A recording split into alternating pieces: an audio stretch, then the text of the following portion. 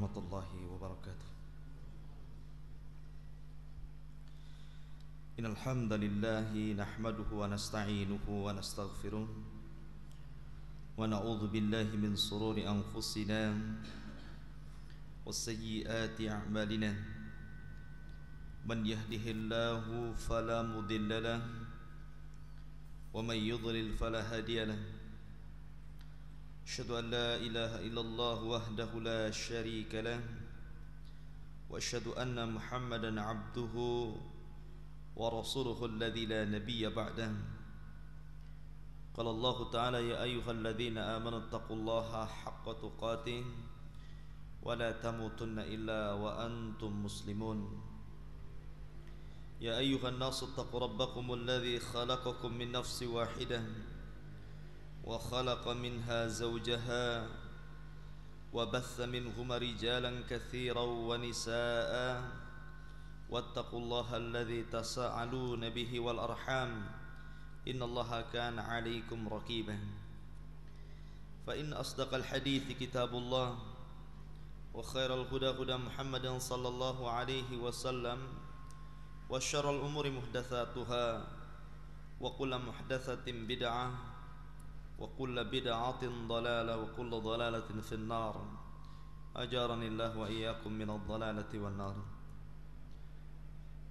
Ikhwatu fid din, a'azzani Allah wa iyyakum. Insyaallah kita akan lanjutkan kembali kajian kita membahas kitab Ushulus Sunnah li Imami Ahli Sunnati wal Jamaah Abi Abdillah Ahmad ibn Muhammad ibn Hanbal rahimahullahu ta'ala.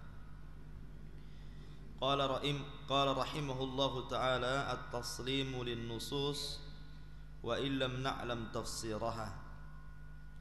Wa qawluhu sallallahu alaihi wasallam thalathun man kunna fihi fahuwa munafiqun hadha ala at-taghlid narwiha kama ja'at wa la nufassiruha. Wa qawluhu sallallahu alaihi wasallam la tarji'u ba'di kuffaran dullalan yadribu ba'dukum riqaba ba'd wa mithlu idzal taqal muslimani bisayfayhima fal qatil wal maqtul fin nar wa mithlu sibabul muslimin fusuqun wa qitaluhu kufrun wa mithlu man qala li akhihi ya kafir faqad ba'a biha ahaduhuma wa mislu kufrun billahi tabarru'un min nasabin wa indaqqa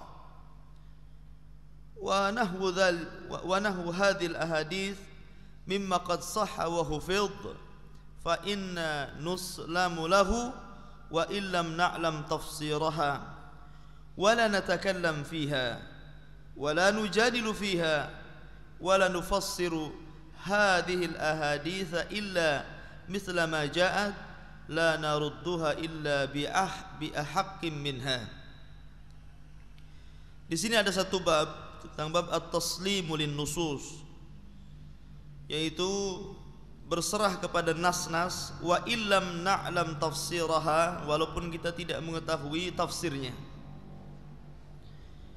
Di antaranya nas-nas ini adalah sabda Rasulullah sallallahu alaihi wasallam, thalathun, tiga kelompok, man kunna fihi fahuwa munafiqun, barang siapa yang memiliki sifat-sifat itu maka dia menjadi seorang munafik.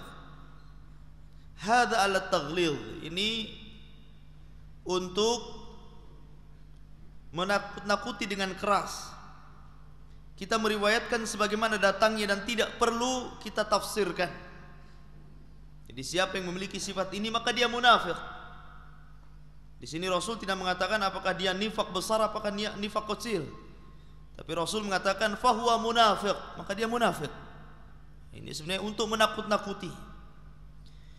Dan juga sabda Rasulullah sallallahu alaihi wasallam, la tarji'u ba'di kuffaran. Janganlah kalian sepeninggalku menjadi kafir, dullalan, menjadi sesat, yadribu ba'dukum riqaba ba'd, sehingga sebagian di antara kalian membunuh sebagian yang lainnya. Dan juga sabda Rasulullah, idzal taqal muslimani bisayfihima fal qatil wal maqtul finnar. Apabila ada dua orang muslim bertemu sama-sama mengacungkan senjata, maka orang yang membunuh dan yang dibunuh masuk neraka. Di sini menunjukkan bahwa Rasul tidak mengatakan tentang maksudnya. Yang jelas masuk neraka. Itu menunjukkan taghlil, kerasnya ancaman membunuh. Dan juga sabda Rasulullah, sibabul muslimi fusuqun wa qitaluhu kufrun. Mencela orang muslim itu adalah kefasikan, dan membunuhnya atau memeranginya adalah kekufuran. Dan juga seperti sabda Rasulullah, man qala li akhi, siapa yang mengatakan kepada saudaranya ya kafir, wahai kafir, faqad ba'a biha ahaduhuma, maka kekafirannya kembali kepada orang yang mengucapkannya, kalau itu tidak ada kepada orang yang dituduhkan. Dan juga seperti contohnya kufrun billah, orang itu dikatakan kafir kepada Allah, tabarru'un min nasabin, orang yang berlepas diri dari nasab, wa indaqqa, walaupun sedikit. Dan banyak lagi hadis-hadis yang semisal dari apa-apa yang telah sahih dan telah dihafal oleh ahli ilmi. Fa inna nuslamu lahu, kita harus menyerahkan semuanya. Wa illam na'lam tafsirah, walaupun kita tidak tahu tafsirnya. Wala natakallam fiha, dan tidak usah kemudian kita banyak berbicara tentangnya. Wala nujadilu fiha, kita tidak usah berbantah-bantah tentangnya. Wala nufassir hadhil ahadits, begitu juga kita tidak perlu untuk mentafsirkan hadis-hadis ini illa mithla ma ja'at, kecuali kita tetapkan sebagaimana datangnya. Wala narudduha illa bi ahaqqi minha, dan kita tidak usah membantahnya kecuali dengan bantahan yang lebih baik daripada itu. Wa fidina azani Allah wa iyyakum. Sebenarnya Imam Ahmad bin Hanbal rahimahullahu taala mencatat hadis ini dalam kitabnya Ushulus Sunnah. Khitabnya hadis ini sebenarnya diarahkan kepada orang-orang Khawarij. Karena orang-orang Khawarij mentafsirkan nas-nas ini diselewengkan kepada yang bukan tempatnya. Karena mereka mengartikan lafaz kafir yang terulang-ulang dalam hadis ini, mereka menganggap bahwa lafaz kafir di sini adalah mukhrij minal millah. Ya, bahwa lafaz kafir dalam hadis-hadis ini menunjukkan inilah bahwa orang-orang yang melakukan seperti ini mereka kafir, keluar dari Islam. Sebenarnya hadis-hadis ini contohnya ketika mereka mengartikan hadis la tarji'u ba'di kuffaran dullalan yadribu ba'dukum riqaba ba'd, mereka mengarahkan bahwa hadis ini diarahkan kepada para sahabat Nabi yang mulia alaihi salatu wassalam. Begitu juga kalimat idzal taqal muslimani bisayfaihima fal qatil wal maqtul finnar, apabila dua pedang bertemu maka yang dibunuh dan yang terbunuh masuk neraka. Mereka mengarahkan bahwa nas-nas seperti ini adalah para sahabat. Mereka mengarahkan bahwa orang Khawarij maksudnya al-qatil ya adalah Ali bin Abi Thalib dan pasukannya, wal maqtul adalah Muawiyah dan pasukannya. Mereka menganggap seperti itu. Ya, begitu juga sibabul muslim fusukun wa qitaluhu kufrun. Kata-kata wa qitaluhu kufrun, orang Khawarij menganggap bahwa dosa besar dianggap kekafiran. Maka manhaj mereka terbangun, orang yang melakukan dosa besar di dunia kafir, dan orang yang masuk neraka maka mereka dikekalkan di dalamnya. Jadi mereka termasuk juga kalimat kufrun billah tabarru'un min nasab. Mereka menganggap di sini kafir. Ya. Mereka mentafsirkan di luar daripada tafsir yang sesungguhnya. Padahal kita tahu bahwa ikhwan fiddin azani Allah wa iyyakum, bahwa lafaz-lafaz ini sebenarnya lafaz umum. Kenapa Rasulullah sallallahu alaihi wasallam membuat lafaz umum? Gunanya untuk menakut-nakuti, gunanya untuk taghlil, ya, bahwa perkara ini perkara besar, bukan perkara kecil. Makanya Rasul sallallahu alaihi wasallam langsung mengatakan kufaran, munafik, finnar, supaya orang takut. Tapi sesungguhnya rinciannya adalah seperti kafir. Kafir ada dua.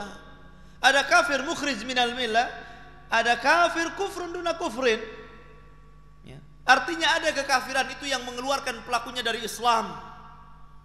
Ada kekafiran itu yang kufrun duna kufrin, artinya dia melakukan kekufuran tetapi tidak kafir, alias fasik. Maka semua lafaz kafir baik dalam Al-Quran atau dalam sunnah Rasulullah SAW, maka harus dimasukkan kedua perkara ini. Lihat perkaranya. Seperti contohnya umpamanya dalam Al-Quran Allah katakan wa man lam yahkum bima anzalallah faulaika humul kafirun. Tetapi di ayat yang lain juga Allah mengatakan wa man lam yahkum bima anzalallah faulaika humul fasikun, faulaika humul zalimun. Ya, di situ ada tingkatan-tingkatannya.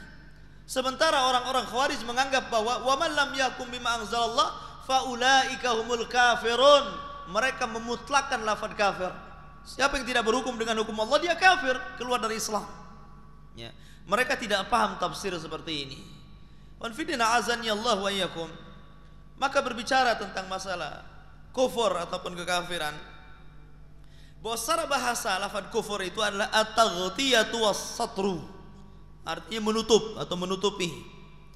Adapun secara syar'i lafaz kufur adalah adamul imani billahi wa rusulihi, yaitu orang tidak punya keimanan kepada Allah dan kepada Rasulnya, sawa'un kana ma'ahu takdzib aw lam yakun ma'ahu takdzib, baik ketidakberimanan kepada Allah dan kepada Rasul itu diiringi dengan kedustaan atau tidak diiringi dengan kedustaan. Itu kufur secara syar'i. Ya. Adapun macam-macam kekufuran ikhwan fillah azani Allah wa iyyakum. Kufur saya katakan terbagi dua. Ada kufur i'tiqadi, ada kufur amali. Secara umum kufur i'tiqadi itu mukhrij minal millah, bisa mengeluarkan pelakunya dari Islam secara umum. Begitu juga kufur amali secara umum tidak mengeluarkan pelakunya dari Islam, walaupun ada beberapa kufur amali itu bisa mengeluarkan dari Islam. Di antaranya disebutkan oleh para ulama, jadi kufrun akbar yukhrij minal millah, kekufuran yang besar yang mengakibatkan pelakunya keluar dari Islam. Yang pertama adalah kufrut takdzib, kekufuran at-takdzib, dikarenakan mendustakan Al-Quran ataupun sunnah-sunnah Rasulullah sallallahu alaihi wasallam.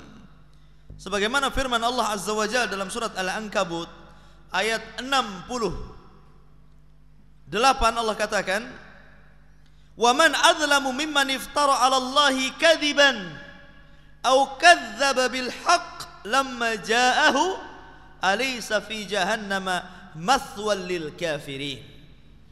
Allah katakan, maka siapa lagi yang lebih zalim di alam dunia ini daripada orang-orang yang mengada-ngadakan kedustaan atas Allah dan ia mendustakan dengan kebenaran ketika datang kepadanya. Bukankah jahanam tempat orang-orang yang kafir?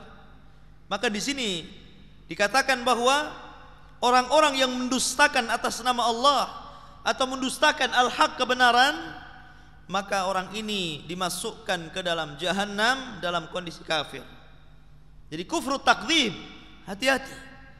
Mendustakan satu aja dalam Al-Quran atau mendustakan satu hadis saja berarti dia telah mendustakan seluruh Al-Quran dan seluruh hadis-hadis Rasulullah sallallahu alaihi wasallam.